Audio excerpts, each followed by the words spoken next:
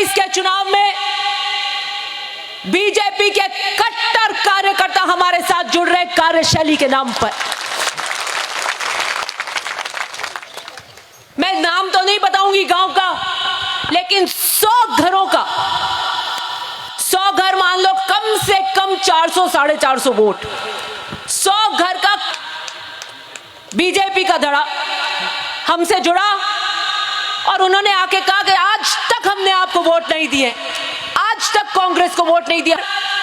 एक नई बात और है कि बहुत भारी संख्या में राजपूत समाज हमसे जुड़ रहा है और वो भी काम और कार्यशैली और विकास के नाम पर जुड़ रहा है। वो कह रहे हैं 8 में हम नहीं थे, वादा किया कि जो ढालियां हमारे साथ जुड़ रही हैं उनके विकास की जिम्मेदारी मेरी जिम्मेदारी है और जो भी बीजेपी से हमारे साथ जुड़ रहे हैं उनका विकास कराना, उनका मान सम्मान कराना, उनका विकास कराना हमारी जिम्मेदारी है। और मैं वादा कर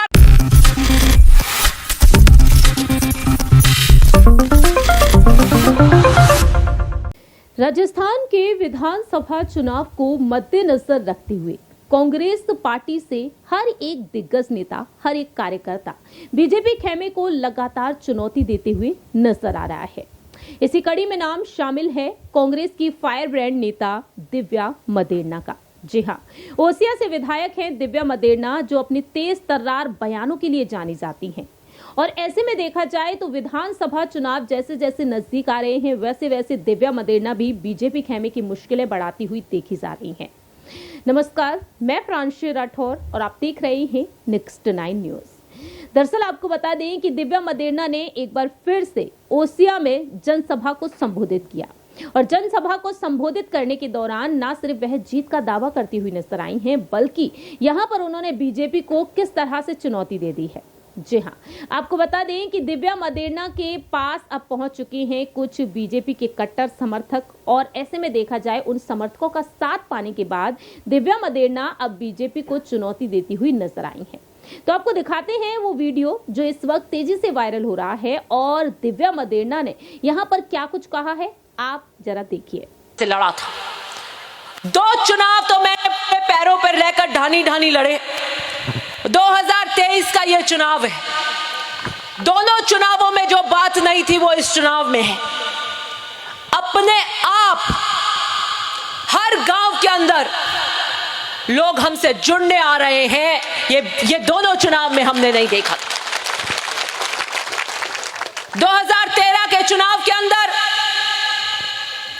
और 18 के अंदर हम जाते थे, हमारे कार्यकर्ता जाते थे और कहते थे आइए जुड़िए, हम आपका वादा करते हैं, हम आपका काम कराएंगे।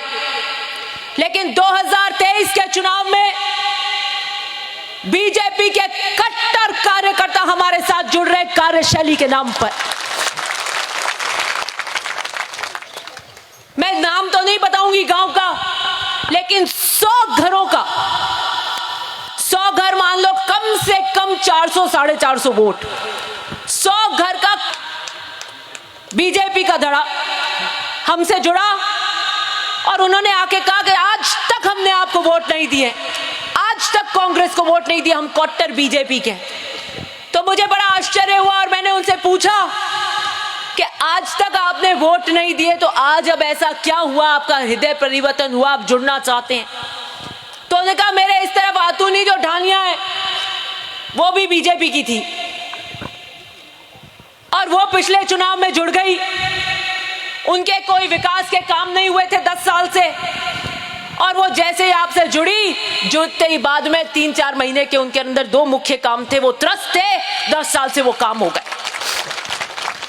मेरे इस तरफ कट्टर कांग्रेसी ढालियां हैं। 5 साल बीजेपी के कार्यकाल में उन ढानियों का काम नहीं हुआ था।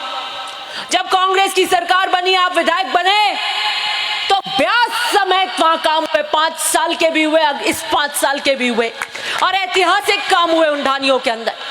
बीच में हमारा एक लंबी पट्टी है 100 घरों की, हम 15 साल से यूं सूखे बैठे और हमने देख लिया, बीजेपी के नेताओं को वोट देकर देख लिया, अब की बार हम काम के नाम पर वोट देंगे। हमने कहा भाई टाइम पे जुड़ जाओ, जो वादा ये कर लेते हैं उसका मतलब उसका पट्टा हो गया है, तो अपने समय पे जुड़ जाते हैं।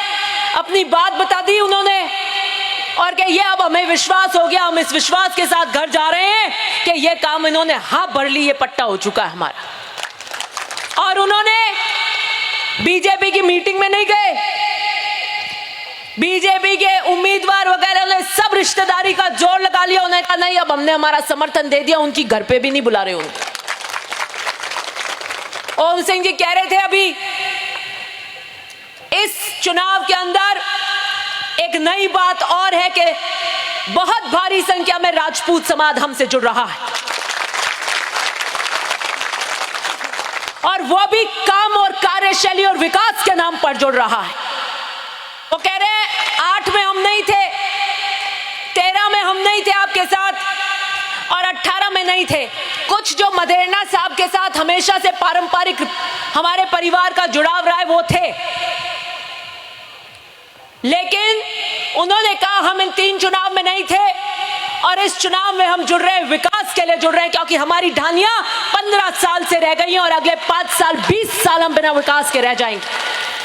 तो मैंने वादा किया कि जो ढानियां हमारे साथ जुड़ रही हैं उनके विकास की जिम्मेदारी मेरी जिम्मेदारी है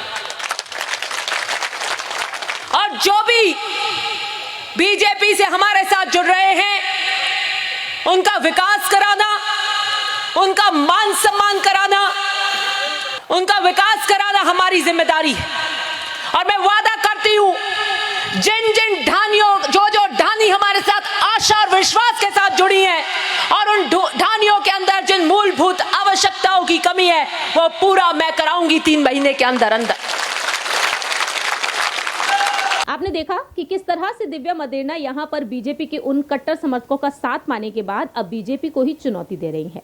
अब ऐसे में आने वाले समय में ये देखना होगा कि 25 नवंबर के दिन मतदान तो हो जाएंगे, लेकिन 3 दिसंबर को जब नतीजे सामने आएंगे तो आखिरकार इन नतीजों में कौन सी पार्टी बाजी मारती हुई नजर आएगी, क्योंकि कड़ी टक्कर तो कांग्रेस और बीजेपी के बीच है। बाकी के अन्य पार्टियां भी हैं जो मैदान में उतरी हुई है, जैसे कि आम आदमी पार्टी से लेकर बहुजन समाज पार्टी और आजाद समाज पार्टी भी है। तो ऐसे में देखना होगा कि आने वाले समय में क्या ओसिया से एक बार फिर से ये विधायक बन पाएंगी या फिर नहीं। लेकिन दिव्या मदेरना के इस जोरदार भाषण को देखने के बाद आप क्या कहते हैं, कमेंट सेक्शन में आप बता सकते हैं। तब तक के लिए आप देखते रहिए नेक्स्ट 9 न्यूज।